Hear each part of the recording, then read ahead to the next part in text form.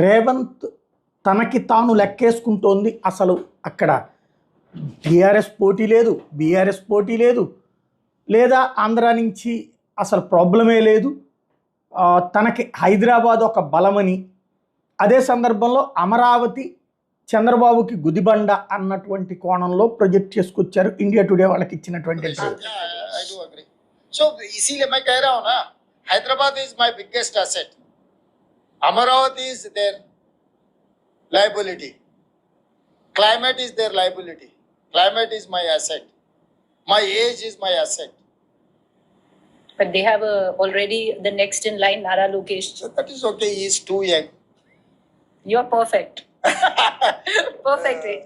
But Chandrababu Naidu is too senior. Lokesh is too young. So there is a gap between and you are in the middle. seniority and younger one. I am middle one.